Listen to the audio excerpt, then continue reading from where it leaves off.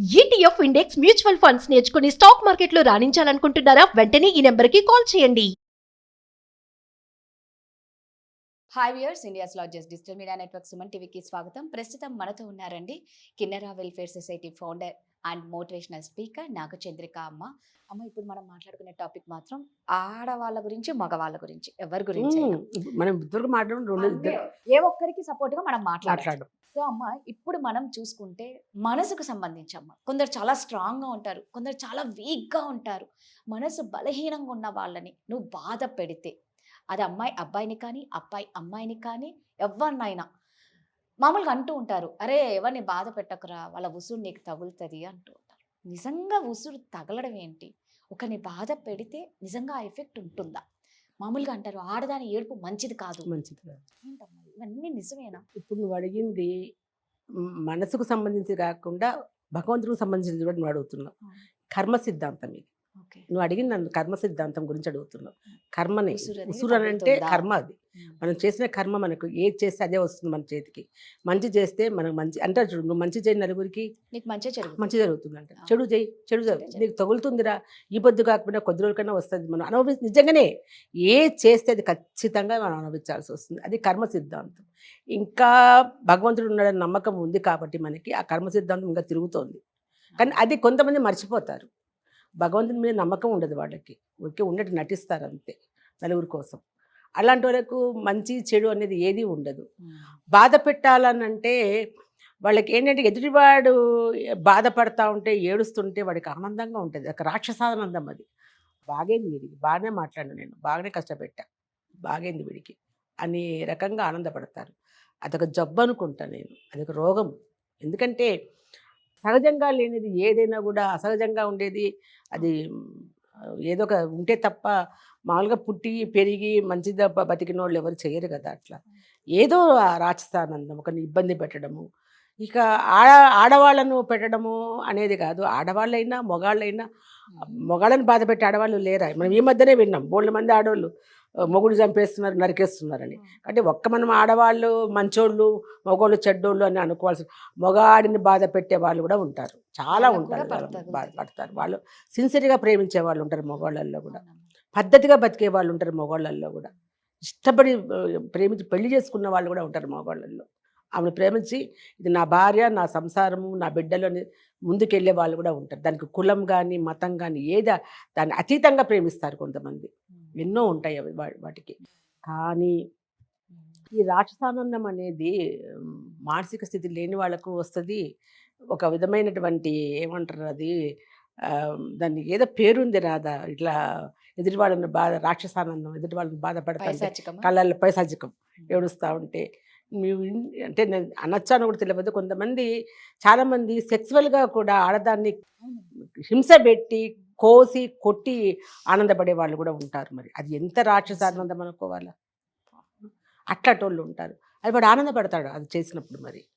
మరి ఎంత అది ఎంతకంటే అయినా అంత స్పాట్లో చచ్చిపోయిన వాళ్ళు కూడా ఉంటారు. మళ్ళీ అమ్మాయిలు కూడా చాలా ఉంటుంది. అన్నిటికంటే శరీరానికంటే కూడా మానసికంగా ఎవరిని ఇబ్బంది పెడతారో, బాధ పెడతారో అది చాలా ఘోరం రాదా. క్షణం చచ్చిపోతారు వాళ్ళు. ఇట్లా శరీరాన్ని హింస పెట్టి ఆనందం పెడితే ఆ అమ్మాయి భరించలేక చచ్చిపోవచ్చు, తట్టుకోలేక చచ్చిపోవచ్చు. కానీ మానసికంగా బాధ పెట్టినప్పుడు వెంటనే చావు రాదు కదా. అవును, వెంటనే చచ్చిపోరు. మానసికంగా పెట్టినప్పుడు రగిలి రగిలి రగిలి రగిలి ఇంకా ఎక్కడో చిన్న ఆశ పెట్టుకోండి వాళ్ళ మీద, ఇంకా ఎదురు చూస్తూ మెల్లమెల్లగా చావుకు దగ్గరైపోయి లాస్ట్కు పోతారు. శరీరము అనుకోకుండానే అన్ని రకాల జబ్బులు వస్తాయి, అన్ని రకాల ఇది వస్తుంది. కానీ ఒక్కటి చెప్తున్నాను, నువ్వు ఎప్పుడు ఎదుటి వాళ్ళని మంచి కోరవో, ఎదుటి వాళ్ళని ఎప్పుడు హింస పెడతావో అది ఖచ్చితంగా తగులుతుంది. కానీ చాలామంది అంటారు, నేను ఇది కూడా విన్నా, వాళ్ళ పిల్లలకు తగులుతుంది అంటారు. నాకు అదే ఆలోచన వస్తుంది ఒకసారి, పిల్లలకి ఎందుకు తగలాలా? వాడు చేసిన పనికి, ఆమె చేసిన పనికి వాళ్ళ పిల్లలకు తగలడం ఏంటి? ఎవరి కర్మ వాళ్ళకి, ఎవరి వాళ్ళకి తగులుతుంది అంటారు. మరి తండ్రి చేసిన తరతరాలకు వస్తుందని అంటున్నారు.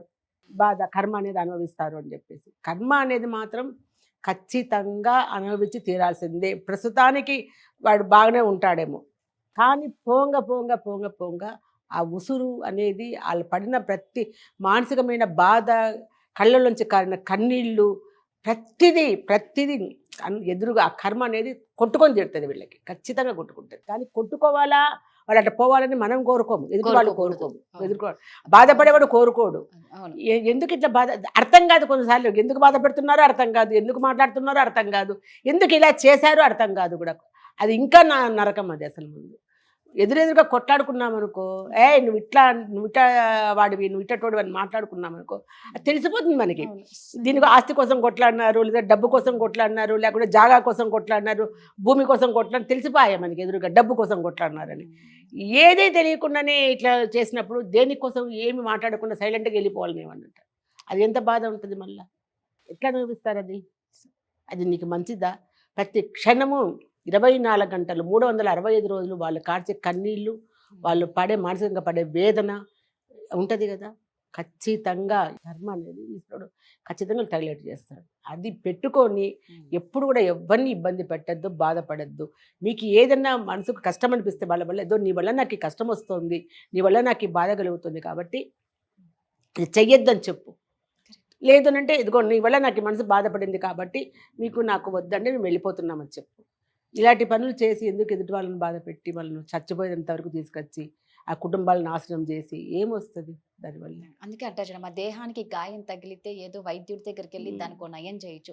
మనసుకు గాయం తగిలితే మాత్రం అది ఎక్కడైనా ఆఫీసులలో కానివ్వండి, ఫ్రెండ్స్లలో కానివ్వండి, భార్యాభర్తలు కానీ, పిల్లలు ఎవరికైనా మనసు అనేది అందరికి ఒకటే కదమ్మా. అదే మీకు అదే సినిమాలు నాగేశ్వరరావు కూడా చెప్తారు కదా, మనసు గతి ఇంతే, మనిషి బతుకు ఇంతేనా?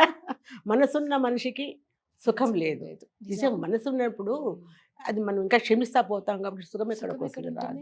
దుర్మార్గుడికి ఏమి ఉండదు అసలు, వాడు ఆనందంగా ఉంటాడు. చేసే సవతల వాళ్ళు పడతా అంటే ఆడి సంసారం, వాళ్ళ పిల్లలు, ఆమె సంసారం, ఆమె పిల్లలు, ఆమె డబ్బు సంపాదించుకోవడం, దాంట్లో పడిపోయి వాళ్ళు హ్యాపీగానే ఉంటారు. కానీ ఎదుటి వాళ్ళు నీ వల్ల బలైన వాళ్ళు ఏ స్థితికి పోతారు? వాళ్ళు మంచి వాళ్ళు, మంచి జ్ఞానం ఉండేవాళ్ళైతే తిప్పుకొని వాళ్ళ లైఫ్ను వాళ్ళు ముందుకు వెళ్ళిపోతారు. ఇంతేలే అని చెప్పేసి. లేని వాళ్ళు చాలా కష్టం అనిపిస్తుంది. నిజంగా ఎవరి మనసుతో ఆడుకోవద్దండి. గాయపడితే నిజంగా చాలా కష్టం. థ్యాంక్ యూ అమ్మా.